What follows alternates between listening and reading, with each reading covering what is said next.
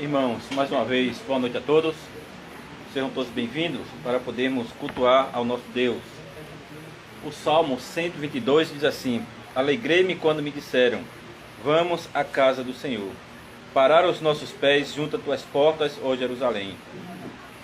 Jerusalém que estás construída como cidade compacta, para onde sobem as tribos do Senhor, como convém a Israel, para renderem graças ao nome do Senhor.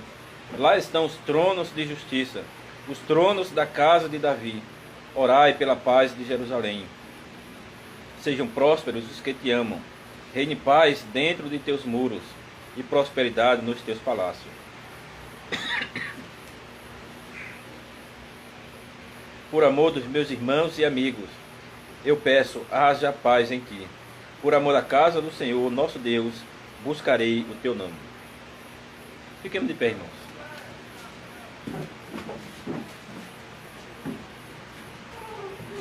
Amada igreja do nosso Senhor Jesus Cristo, onde está o nosso socorro? O nosso socorro está em nome do Senhor, Criador dos céus e da terra. Graça e paz a vós outros, da parte de Deus nosso Pai e do Senhor Jesus Cristo. Amém. Vamos orar ao nosso Deus. Amado Deus, bondoso Pai, obrigado pela tua bondade, Senhor. Obrigado porque o Senhor nos concede graça e misericórdia. Obrigado porque podemos te louvar mais uma vez, te cultuando, Senhor. Ó Deus, obrigado por ser tão bondoso, maravilhoso para conosco, para cuidar de nossa vida espiritual, cuidar de nossa fé. E por isso nós queremos te dar toda a honra e toda a glória neste culto. Te agradecer pela tua bondade em nos dar a tua palavra, em nos dar o teu Espírito, para que possa habitar em nós e nos guiar para a tua palavra, para o Cristo. Pai amado, Pai querido, também queremos te pedir a tua bênção sobre nossas vidas. Que possamos ser a luz deste mundo. Que possamos mostrar ao mundo que nós somos diferentes. Possamos mostrar ao mundo que nós somos redimidos em Cristo. Pai querido, nos ajuda a vivermos como crentes, salvos no sangue de Cristo. Também queremos te rogar pelas congregações irmãs, que o Senhor esteja abençoando estas congregações, essas igrejas, e dando assim a tua graça, Senhor. Nos abençoa, Senhor. Nos guarda. Em nome de Cristo te oramos. Amém. Irmão, vamos cantar o Salmo 150. Salmo 150A.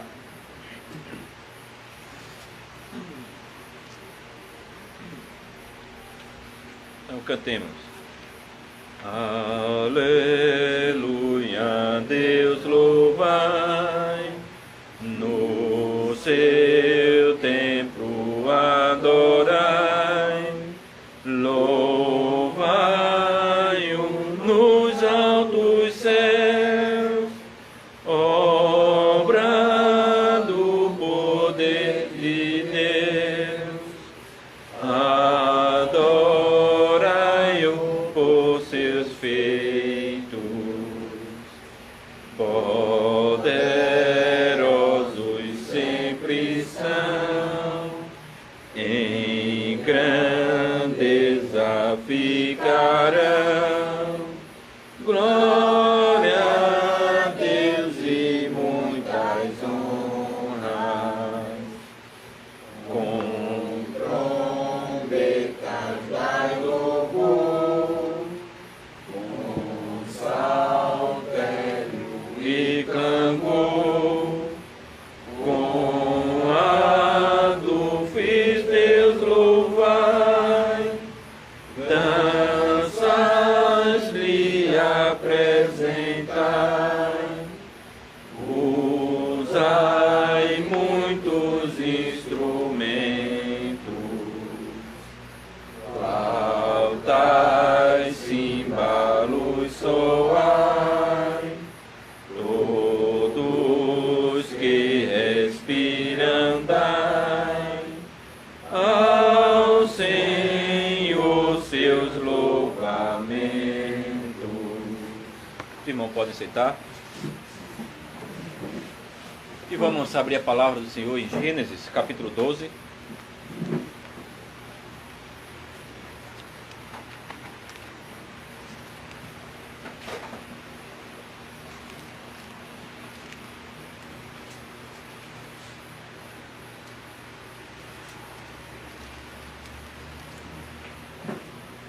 Vamos ler do verso 10 até o verso 4 do capítulo 13. Será a leitura e também o texto da pregação. Gênesis, capítulo 12, 10 até o verso 4 do capítulo 13.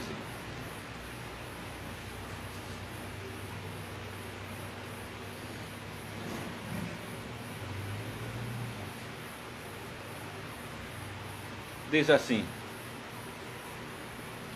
havia fome naquela terra. Desceu, pois, Abrão ao Egito, para aí ficar, porquanto era grande a fome na terra. Quando se aproximava do Egito, quase ao entrar, disse a Sarai, sua mulher: ora, bem sei que és mulher de formosa aparência. Os egípcios, quando te virem, vão dizer: é a mulher dele, e me matarão, deixando-te com vida. Dize, pois, que és minha irmã, para que me considerem por amor de ti, e por tua causa me conservem a vida. Tendo Abrão entrado no Egito, viram os egípcios que a mulher era sobremaneira formosa. Viram-na os príncipes de Faraó, e gabaram-na junto dele. E a mulher foi levada para a casa de Faraó. Este, por causa dela, tratou bem a Abraão, o qual veio a ter ovelhas, bois, jumentos, escravos e escravas, jumentas e camelos. Porém o Senhor puniu Faraó e a sua casa com grandes pragas, por causa de Sarai, mulher de Abrão. Chamou, pois, Faraó a Abrão e lhe disse: que é isso que me fizeste? Por que não me disseste que era ela tua mulher? E me disseste ser tua irmã. Por isso a tomei para ser minha mulher.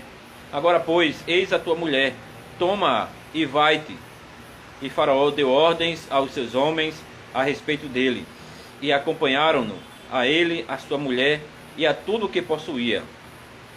Saiu, pois, Abrão do Egito para o Neguebe, ele e sua mulher, e tudo o que tinha, e Ló com ele. Era Abrão muito rico. Possuía gado, prata e ouro. Fez as suas jornadas do Neguebe até Betel, até o lugar onde primeiro estivera na tenda, entre Betel e Ai, até ao lugar do altar que outrora tinha feito. E aí Abrão invocou o nome do Senhor.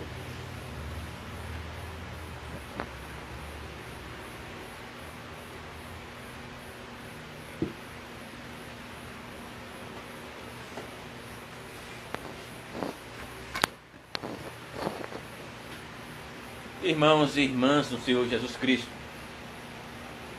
tudo parecia ter começado tão bem, mas então as rodas começaram a girar. E em Gênesis capítulo 12,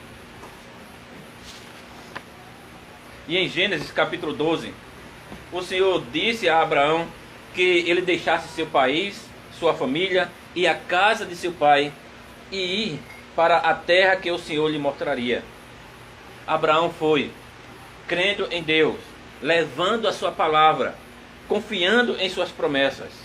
Mas então houve fome na terra. Fome na terra prometida. E agora, o que Abraão deve fazer? Para onde ele deve ir? Onde ele deve pedir ajuda? Não era a coisa certa a fazer.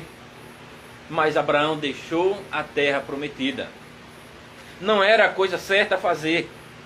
Mas Abraão fez o que parecia óbvio.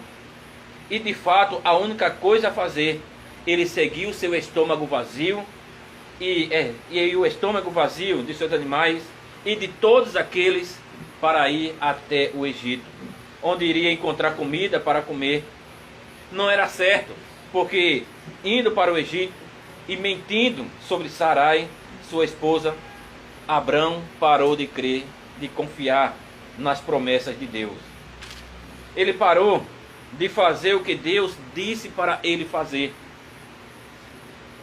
Ele estava certo, mas podemos entender exatamente sobre ele. Foi errado, mas podemos nos relacionar com ele, podemos colocar na pele dele, ver o que ele estava passando, porque nós somos tentados a fazer o mesmo. O que você faz quando as rodas se soltam? O que você faz quando as coisas não funcionam bem? O que você faz quando o seu caminho parece certo, mas o caminho de Deus é diferente? Uma coisa é confiar em Deus e outra é obedecê-lo quando as coisas vão bem. Mas e quando elas não vão bem? Quando tudo parece que está errado, o que fazer? Mas quando pensamos assim, esquecemos um ponto muito importante.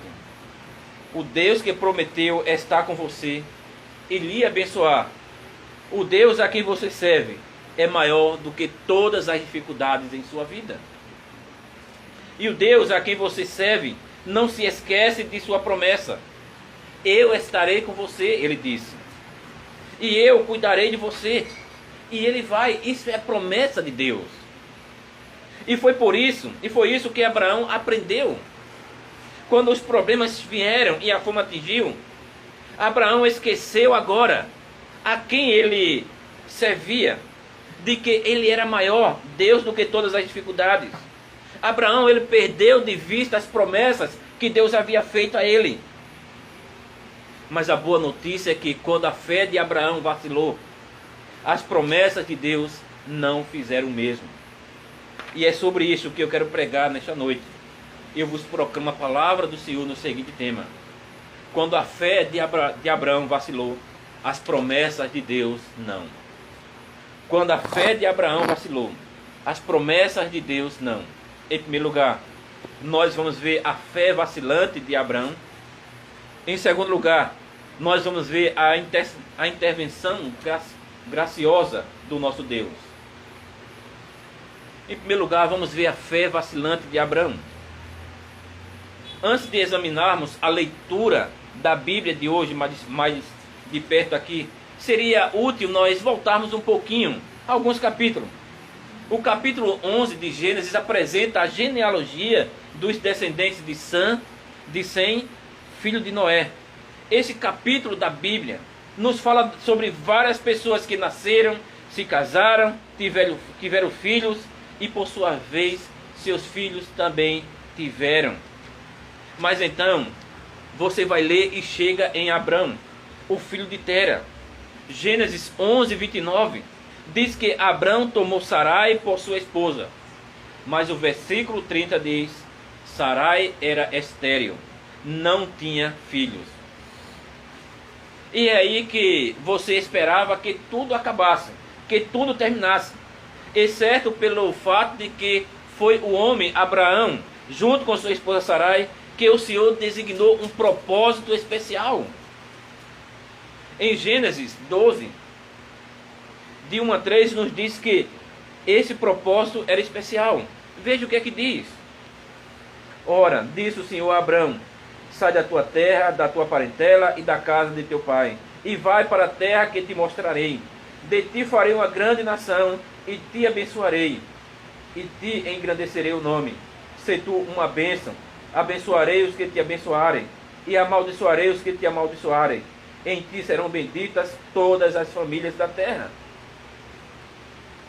E Abraão creu nas promessas de Deus. E foi exatamente como Deus lhe disse o que deveria fazer.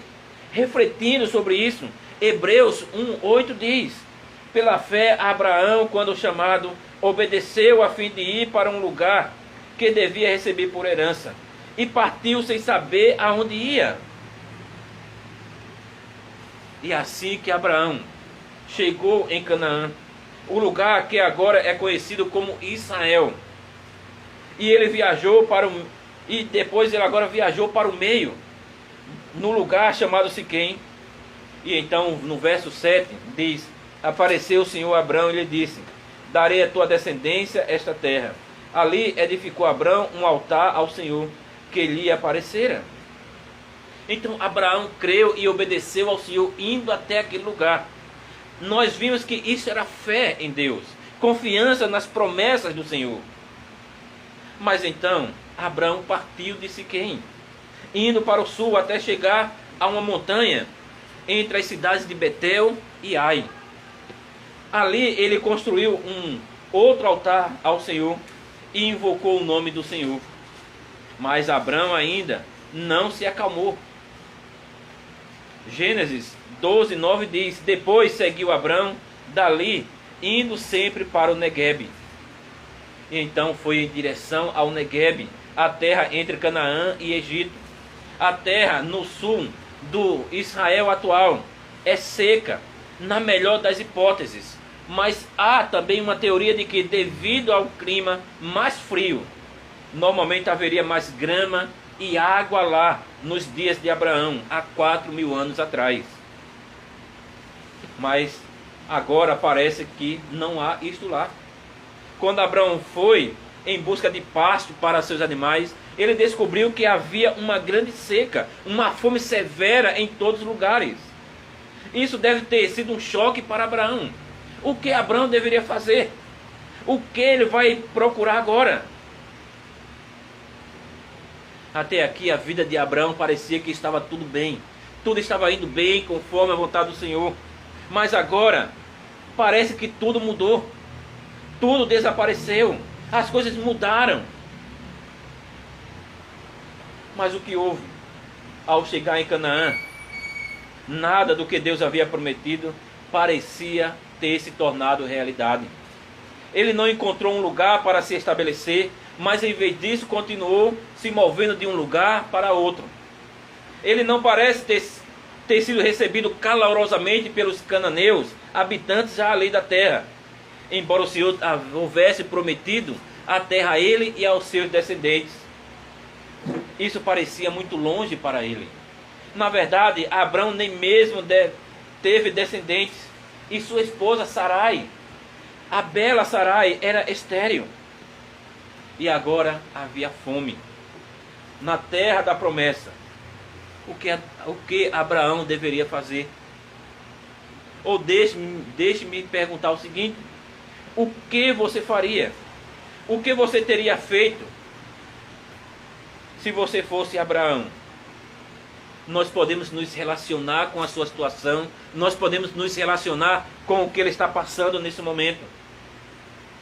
Era um momento difícil para Abraão. Nós cremos, queremos servir a Deus, nós confiamos nele e cremos no que ele diz.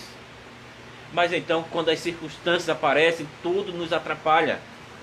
Coisas acontecem que não fazem parte do script. Temos a ideia de que nós confiamos, que se nós confiarmos em Deus e se o ouvirmos, a vida se tornará boa. Então tudo ocorre conosco. Tudo parece que cai sobre a nossa cabeça. Tudo parece que desmorona em cima de nós. Tudo parece que desaparece debaixo dos nossos pés. Pode parecer que você perdeu o emprego. Pode parecer que você vai fazer um exame de rotina e descobre que tem câncer. Pode parecer que você sofreu um acidente e agora você não consegue nem sequer andar mais. Então tudo isso parece que foge do seu controle e que Deus não garante nada para você. E que tudo o que Deus prometeu parece apenas uma mentira. E isso acontece muitas vezes. Acontece repetidamente que as pessoas deixam Deus e deixam a igreja com sua fé em frangalhos, porque as coisas não saíram como eles esperavam. As pessoas às vezes gostam de colocar tudo, de colocar em redes sociais frases como: Deus vai te dar tudo o que você quiser. Digite amém e compartilhe. Mas isso não é verdade. Nem sempre Deus trabalha conforme aquilo que nós estamos esperando, que a maioria das vezes realmente não é como nós queremos. Nós pensamos positivamente muitas vezes, mas nem tudo acontece como nós queremos. Nós queremos fazer do nosso jeito, mas parece que tudo acontece ao contrário. Então, o que se fazer quando as coisas não estão bem em sua vida? O que fazer quando as rodas da vida se soltam e tudo vira de cabeça para baixo? Onde estaria sua fé e confiança em Deus neste momento? Lembre-se, o Senhor prometeu abençoar a Abraão e engrandecer o seu nome. Mas agora há fome na terra. Agora ele estava com fome. E agora a fé de Abraão vacilou. Quando o desastre aconteceu e uma fome severa veio, não parece que Abraão se voltou para Deus e disse: Senhor, me ajuda, o Senhor não me prometeu. Em vez disso, ele procurou uma saída para a situação bem difícil. E seu próprio caminho era deixar Canaã e ir para o Egito. Parece que lá havia comida e ele estava querendo ir para lá. Só que quando ele começa a ir para Abraão, ou melhor, para o Egito, parece que tudo começa a desmoronar, já que ele não se voltou para Deus. Então, quando ele ia para o Egito, ele começou a pensar em muitas coisas. Quem iria cuidar da segurança dele? Quem iria ajudá-lo? No meio do caminho, ele olhou para sua esposa. E mesmo a sua esposa já velha, era uma esposa, a Bíblia diz, linda, muito bonita. Então ele olha para ela e tem uma ideia. Mulheres bonitas tendem a ser notadas. Mas então o que fazer? Abraão olha para Sarai e diz: quando você chegar no Egito, simplesmente você diga que é minha irmã. Simplesmente você diga isso para que poupe a minha vida. Sarai pode ter sido está bem velha aqui, mas no Egito ela teria se destacado como alguém diferente, alguém exótica, alguém desejável. Mas Abraão, por outro lado, seria um Zé Ninguém. Ele seria visto como um nômade, um errante por ali. Ninguém o protegeria, ninguém ficaria muito preocupado se ele tivesse algum tipo de problema. Mas se alguém viesse, Sarai, e a quisesse para si, e se alguém estivesse tão apaixonado por sua beleza, que matasse seu marido, Abraão, para que ficasse livre para tomá-la por esposa. E se a mudança para o Egito não salvasse a vida de Abraão, mas fosse a causa de sua morte? Veja o que Abraão diz em Gênesis 14, 11 a 13. Ou melhor, 12, 11 a 13. Quando se aproximava do Egito, quase ao entrar, disse a Sarai, sua mulher: ora, bem sei que és mulher de formosa aparência. Os egípcios, quando te virem, vão dizer: é a mulher dele, e me matarão, deixando-te com vida. Dize, pois, que és minha irmã, para que me considerem por amor de ti, e por tua causa me conservem a vida. Isso é estranho para nós. Isso não faz sentido para os nossos ouvidos modernos. Sarai, diga a eles que você é minha irmã, para que eu não tenha nenhum problema. Na verdade, essa não é a única vez que isso acontece em Gênesis. Abraão tenta fazer isso novamente em Gênesis capítulo 20. E Isaac em Gênesis capítulo 26. Mas o que Abraão estava pensando neste momento? Será que ele pensou, talvez, que se alguém realmente quisesse levar Sarai, ele falaria com Abraão primeiro, e que Abraão seria de alguma forma capaz de sair da situação e deixar o Egito rapidamente? Nós não sabemos disso. Mas o que sabemos é que essa não é uma maneira de tratar a sua esposa. O que sabemos é que isso estava errado. Mas havia algo que estava errado aqui também. Mais ainda, Abraão falhou em se voltar para Deus no tempo da sua dificuldade. E Abraão falhou em confiar em suas promessas. Você se lembra do que Deus disse a Abraão? Eu te abençoarei, eu te multiplicarei, eu abençoarei os seus descendentes. Não foi isso que Deus prometeu a Abraão? Você se lembra que Deus também disse que amaldiçoaria aqueles que amaldiçoassem a Abraão? O Senhor havia prometido a ele. O Senhor disse que protegeria a ele, que abençoaria e que dava um futuro grandioso. Mas Abraão parece que esqueceu de tudo isso.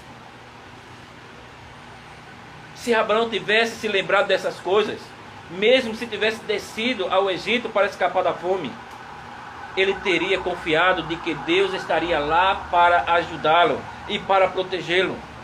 Mas agora você vê, ele está com medo e até fazendo coisas totalmente erradas. E parece, vamos dizer assim, que o esquema de Abraão funcionou.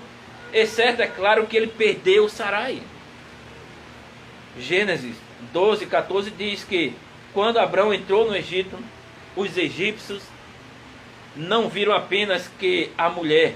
Observe que a Bíblia não chama Sarai, de Sarai aqui, mas simplesmente a mulher. Os egípcios não apenas viram que a mulher era bonita, eles a acharam muito bonita. Tão bonita, de fato, que os príncipes, isto é, os oficiais de Faraó, a recomendaram ao próprio Faraó, o rei do Egito. E a mulher foi levada para a casa de Faraó.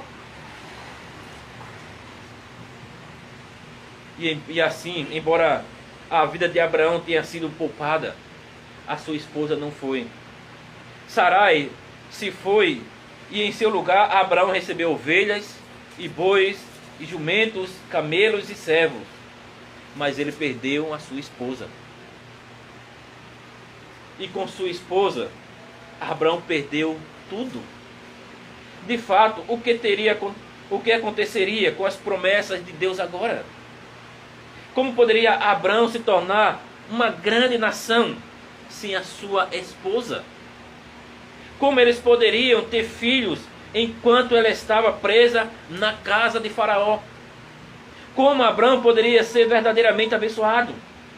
E como as famílias da terra poderiam ser abençoadas por meio deles? A fé de Abraão vacilou nas promessas de Deus. Abraão não confiou naquilo que Deus havia prometido. E é isso que acontece muitas vezes. Em meio às dificuldades, nós nos esquecemos de voltarmos para Deus, de olharmos para o Senhor, e olhamos apenas para as dificuldades. Não tentamos resolver olhando para Deus, orando ao Senhor e dizendo: Senhor, o Senhor que nos prometeu nos abençoar, o Senhor que nos prometeu a cuidar de cada um de nós, o Senhor que nos prometeu a nos proteger do perigo também. Me ajuda, Senhor. Me protege, Senhor. Me dá uma solução. Muitas vezes nós queremos fazer exatamente como Abraão. Muitas vezes nós queremos fazer exatamente como ele. Esquecer das promessas de Deus. Esquecer do que ele prometeu. Esquecer do que Deus nos tem dado em Cristo. A fé de Abraão vacilou. A fé de Abraão vacilou nas promessas de Deus. Mas as promessas de Deus não. As promessas de Deus permaneceram de pé, firmes como a sua palavra. Permaneceram da mesma maneira que ele havia dito. E é este o nosso segundo ponto. A intervenção graciosa de Deus.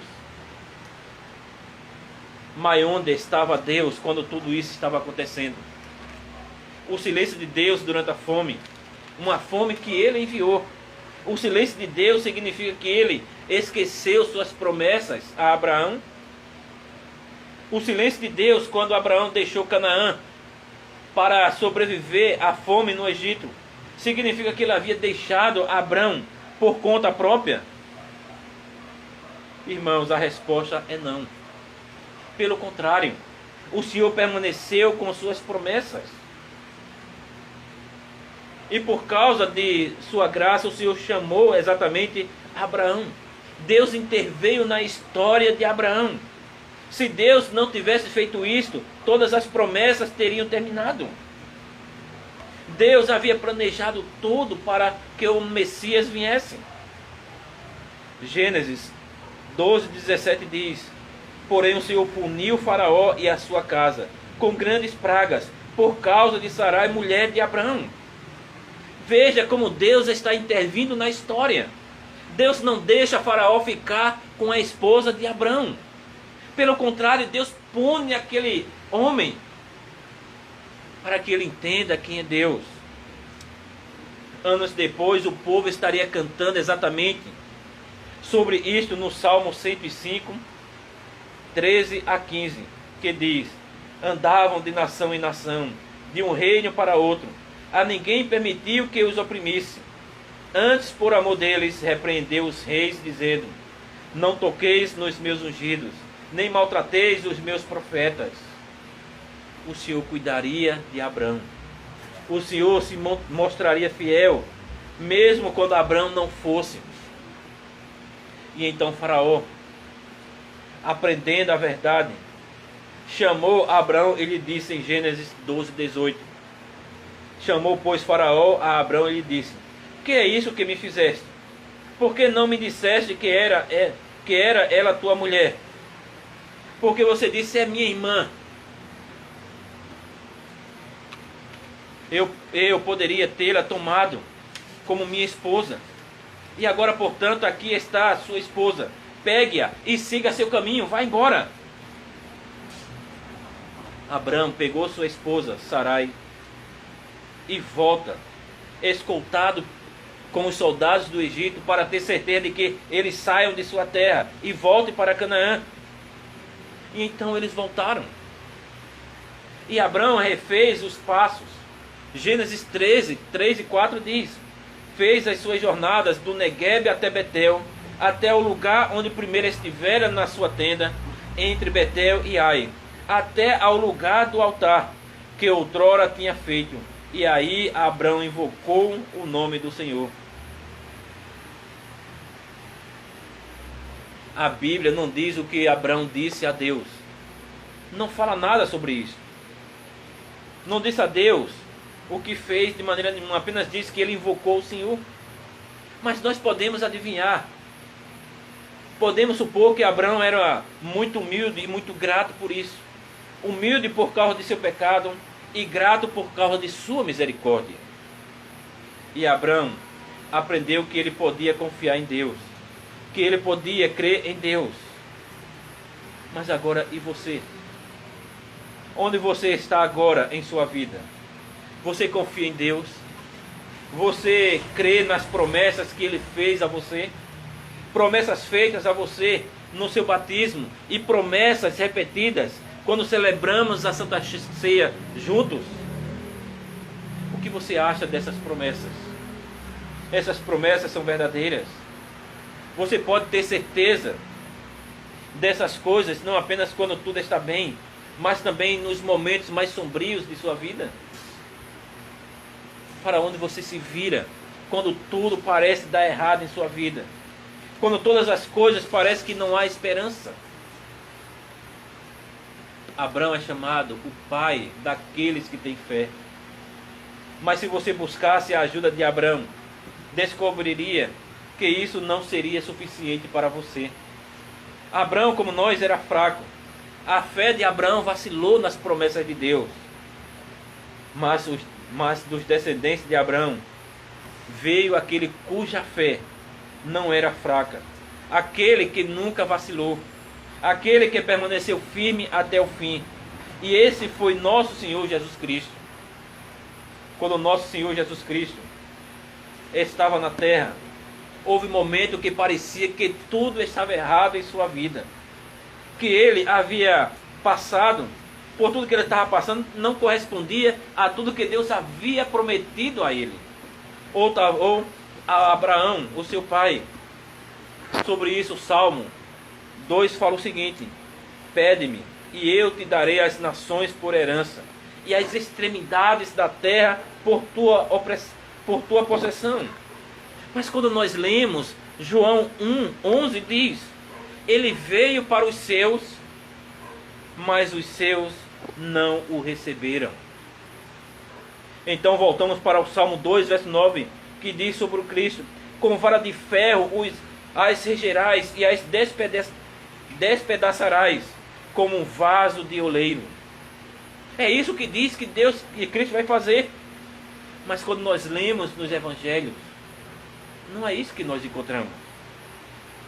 O próprio Cristo, ele foi atingido na cabeça com uma cana, foi chicoteado, foi espancado e foi pendurado na cruz e morte de cruz.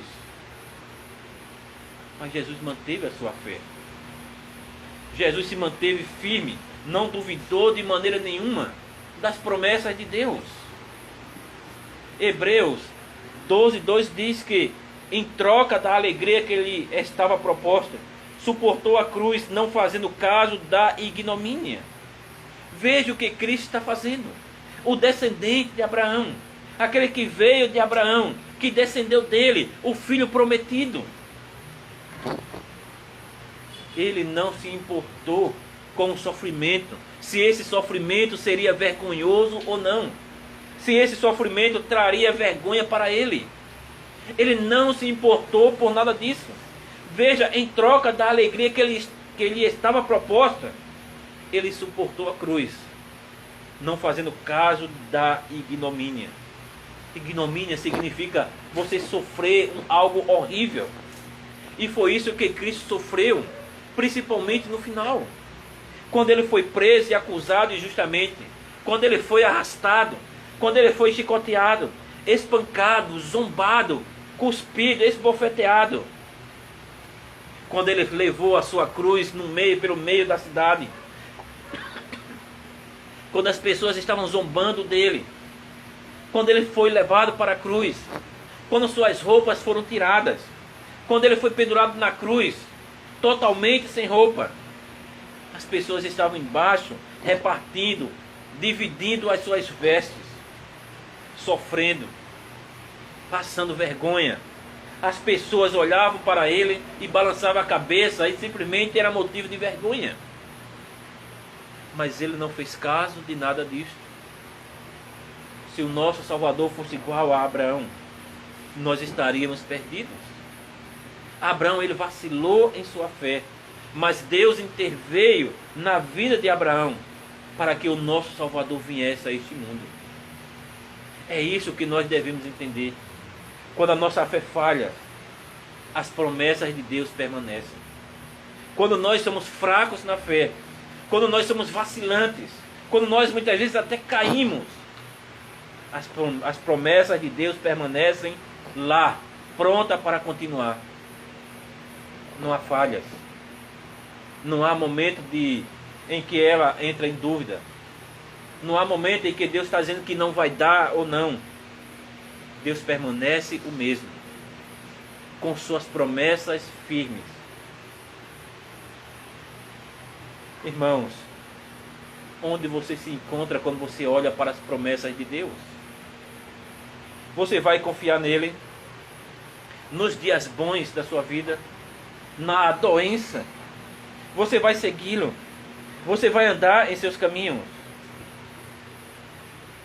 Se você tivesse um câncer hoje, talvez você tivesse alguns meses de vida, que a situação fosse bem difícil e você soubesse que iria morrer, talvez que você fosse colocado em cima de uma cama, que você soubesse que iria sofrer muito antes de sua morte, você continuaria crendo nas promessas de Deus?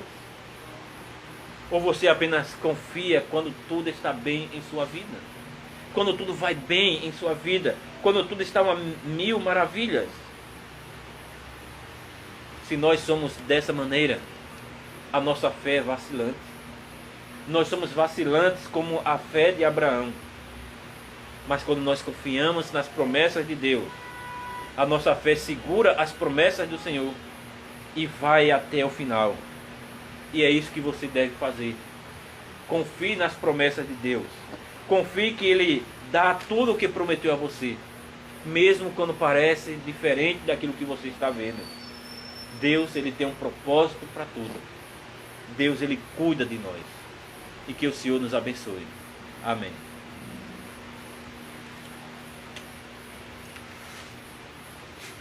Irmão, fiquemos de pé.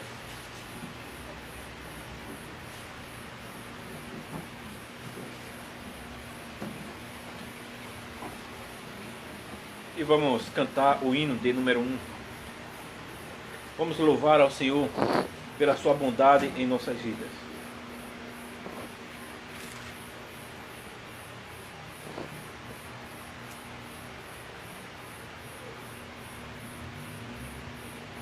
Vamos nós louvar a Deus. Então cantemos. Vamos nós louvar a Deus, vamos ao Senhor de toda a luz, Santo, Santo. Cantem, louvem lá nos céus, nosso Deus e Rei Jesus, exaltado seja Deus, Santo, Santo. Exaltado seja nosso Deus e Pai, exaltado, para sempre o exaltai. Cantem, louvem lá nos céus, nosso Deus e Rei Jesus, exaltado seja Deus, Santo, Santo. Nosso Deus eterno Pai, Santo, Santo, Deus nos bênção por Jesus, verde, verde, ao Senhor glorificai, vós os salvos pela cruz, sim conosco glória dai, vinde, vinde, exaltado seja nosso Deus e Pai, exaltado, para sempre o exaltai. Cantem, louvem lá nos céus, nosso Deus e Rei Jesus, exaltado seja Deus, Santo, Santo. Exaltemos nosso Deus, Santo, Santo. Exaltemos com fervor, hoje, hoje. Tributemos todos nós, hinos santos de louvor, sim, louvor em alta voz, hoje, hoje. Exaltado seja nosso Deus e Pai, exaltado, para sempre um exaltai. Cantem, louvem lá nos céus, nosso Deus e Rei Jesus, exaltado seja Deus, Santo, Santo. Irmão, pode citar. Vamos passar agora para a leitura da fórmula para a celebração da Santa Ceia. Amada congregação do nosso Senhor Jesus Cristo, vamos agora ouvir o significado da Santa Ceia. Jesus Cristo instituiu esta ceia como o apóstolo Paulo descreve em 1 Coríntios, capítulo 11, 23 a 29, dizendo: porque eu recebi do Senhor o que também vos entreguei, que o Senhor Jesus, na noite que foi traído, tomou o pão e, tendo dado graças, o partiu e disse: isto é o meu corpo que é dado por vós. Fazei isto em memória de mim. Por semelhante modo, depois de haver ceado, tomou também o cálice, dizendo: este cálice é a nova aliança no meu sangue. Fazei isto todas as vezes que o beberdes em memória de mim. Porque todas as vezes que comerdes este pão e beberdes o cálice, anunciais a morte do Senhor até que ele venha.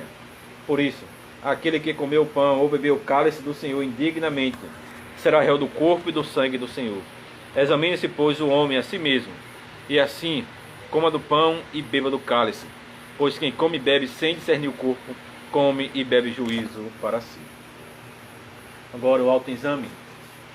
Por isso, a fim de celebrar a Santa Ceia, para fortalecer a nossa fé, é necessário que examinemos a nós mesmos. O exame sincero consiste em 3 partes. Primeira, cada um deve ter consciência dos seus pecados e da maldição de Deus para se detestar e se humilhar perante Deus, porque a ira dele contra o pecado é muito grande.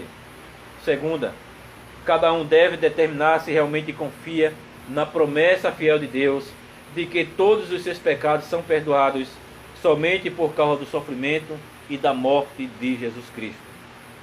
Terceira, cada um deve determinar se tem a intenção sincera de mostrar a Deus a sua gratidão por uma vida dedicada a Ele. Do mesmo modo, deve mostrar que está resolvido a amar o próximo e deixar toda a hipocrisia, inveja, inimizade e raiva. Agora, convite e advertência. Deus certamente recebe à mesa do seu Filho Jesus Cristo todos os que têm essa intenção.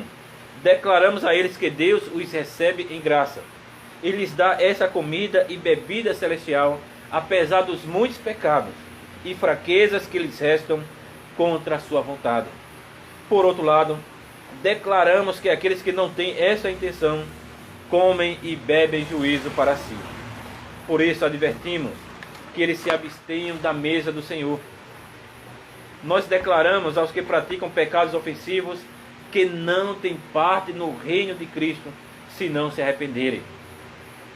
Ofensivos consideramos os seguintes pecados: servir a ídolos ou invocar santos falecidos, prestar homenagem a imagens, dar crença à feitiçaria ou bruxaria, desprezar a Deus, a sua palavra e aos santos sacramentos, brigar, ser desobediente a seus pais e superiores, viver em ódio e inveja, adulterar, embriagar-se, roubar, em geral viver uma vida dominada por pecados contra Deus e os homens.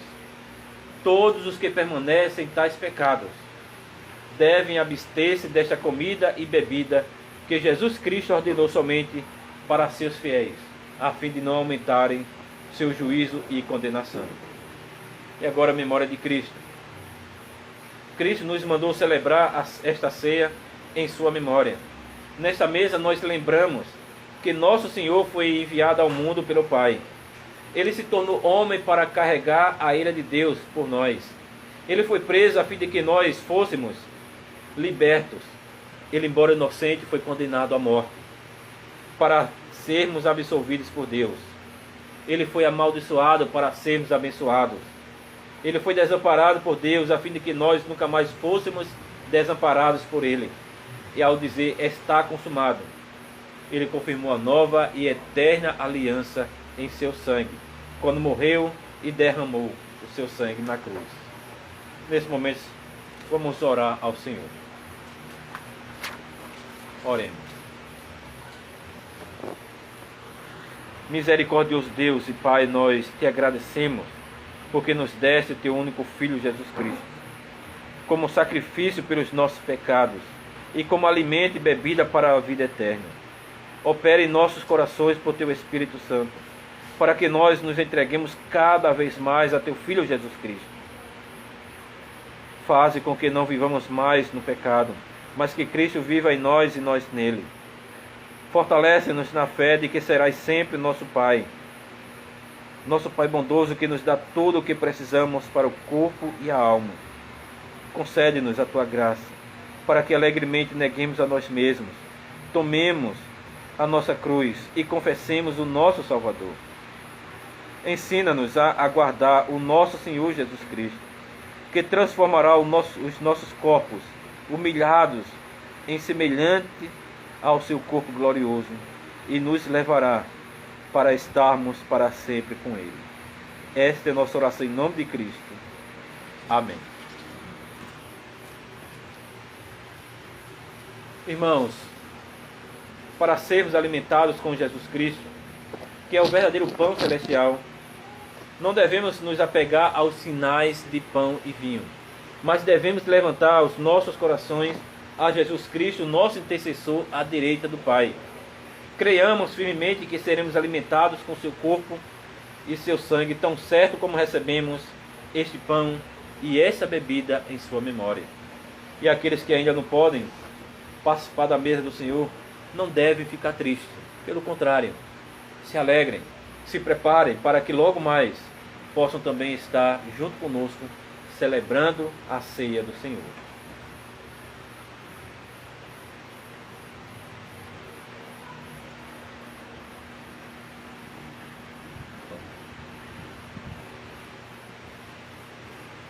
O pão que partimos é a comunhão do corpo de Cristo.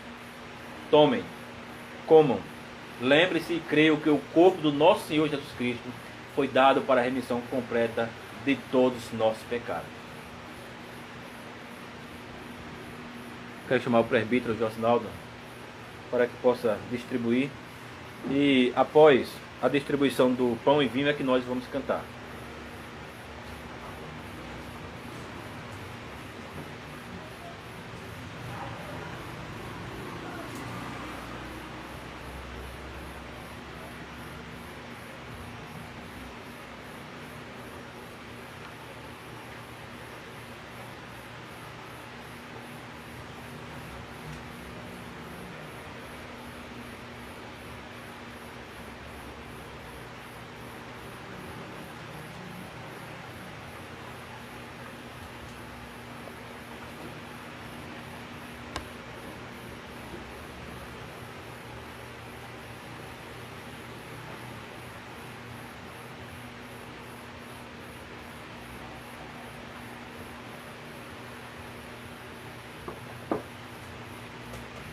Irmãos, podemos comer o pão.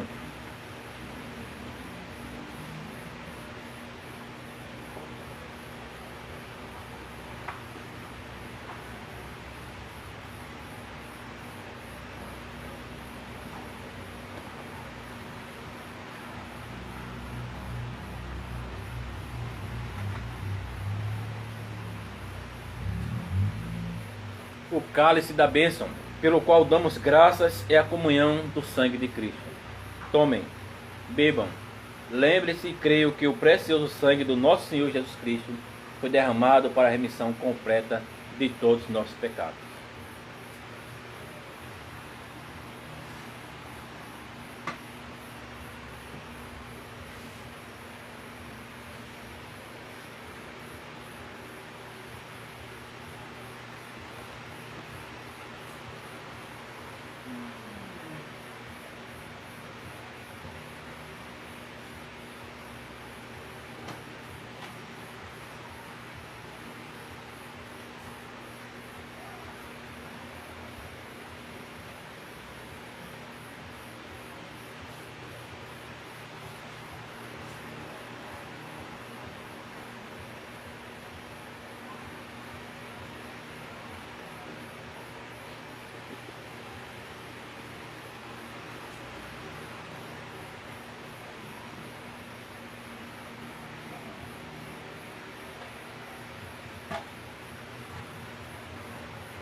Irmão, podemos tomar o vinho?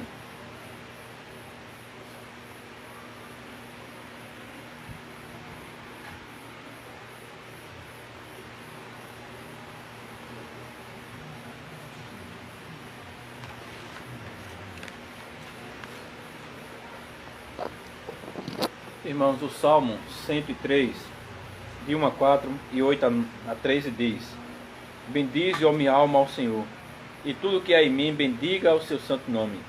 Bendize, ó minha alma, ao Senhor, e não te esqueças de nenhum só de seus benefícios.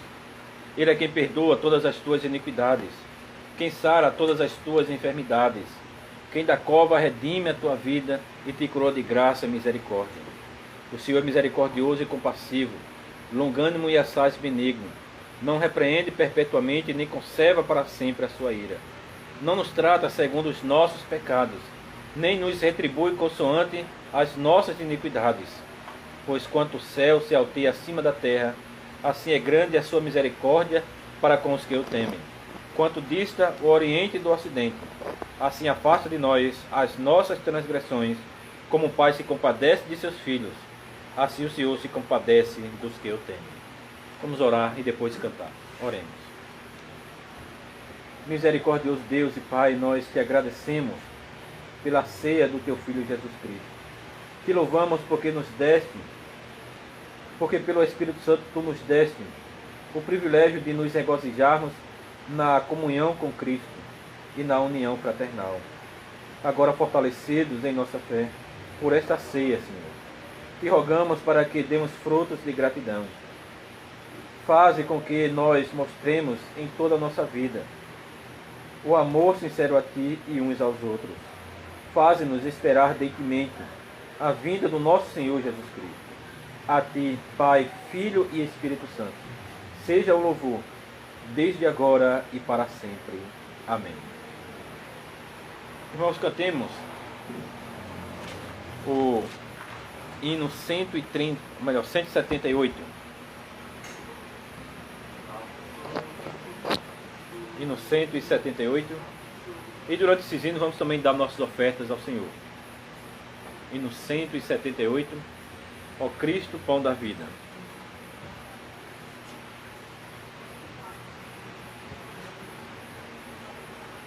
Então vamos cantar. Ó Cristo, pão da vida, descido lá do céu, o pão de nossas almas, que o Pai de amor nos deu, em Ti nos alegramos, gozando mesmo aqui do alento e da doçura que achamos sempre em Ti, da eterna e santa vida, da qual Tu és o autor, sustento e fortaleza. És Tu também, Senhor, sem Ti não nos assistem nem forças, nem poder. De Ti nosso alimento queremos nós viver. Ó Cristo, pão da vida, a Ti louvamos nós, e ao Pai também erguemos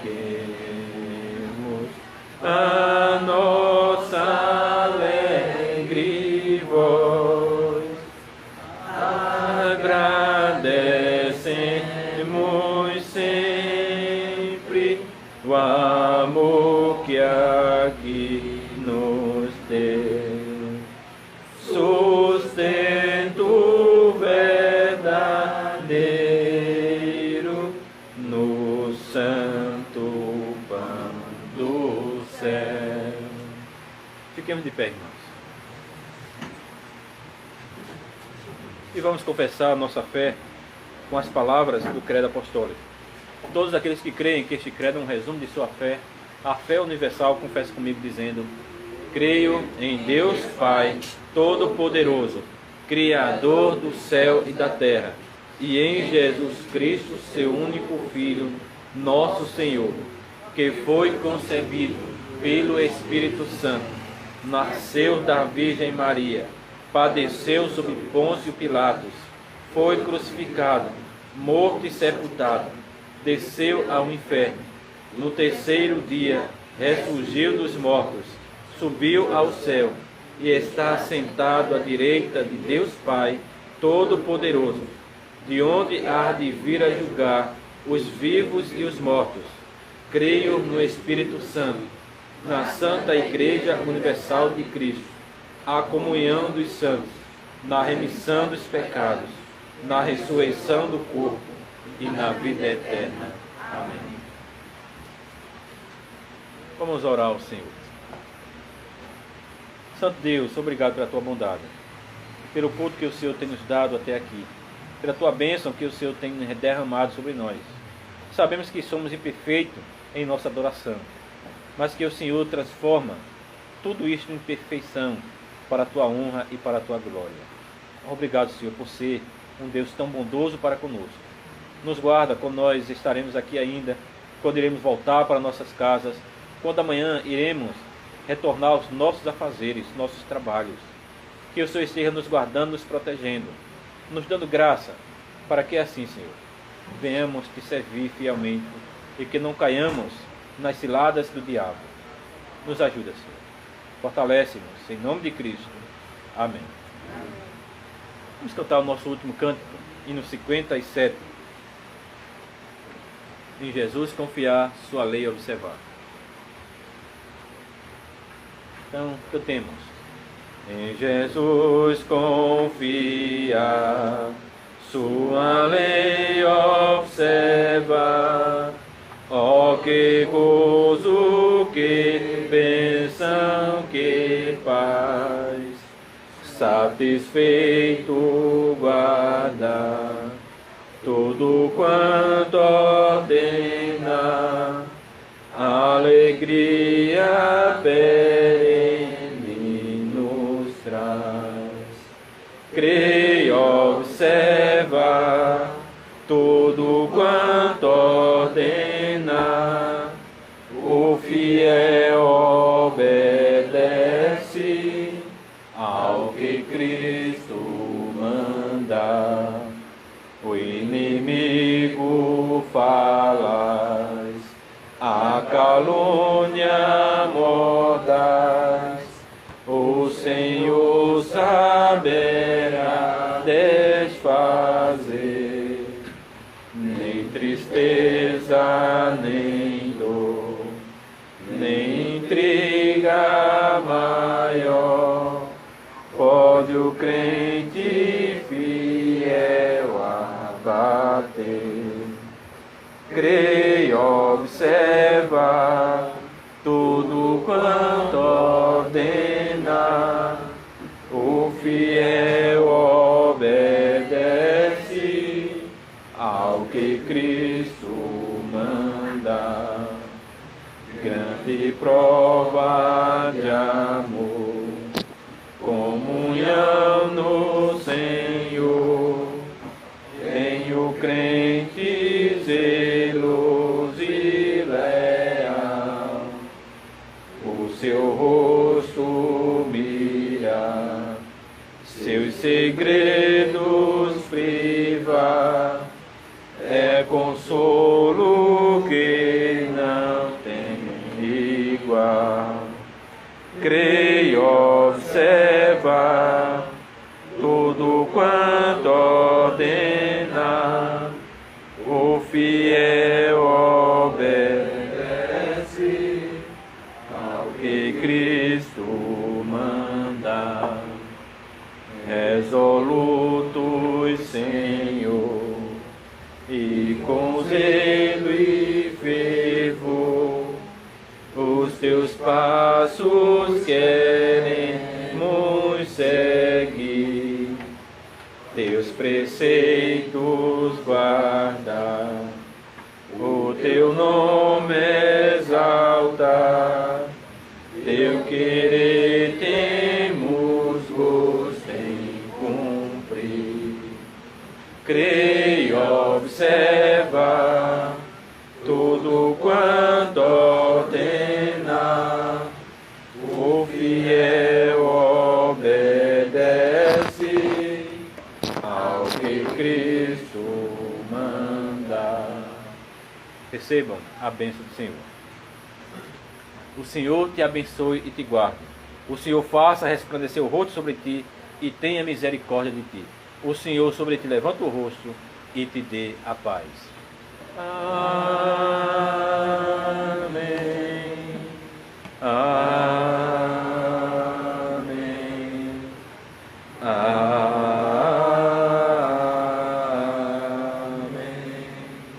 Os irmãos podem sentar. E assim nós terminamos o culto. Então, aqueles que nos assistem, uma boa noite. Que Deus abençoe nessa semana.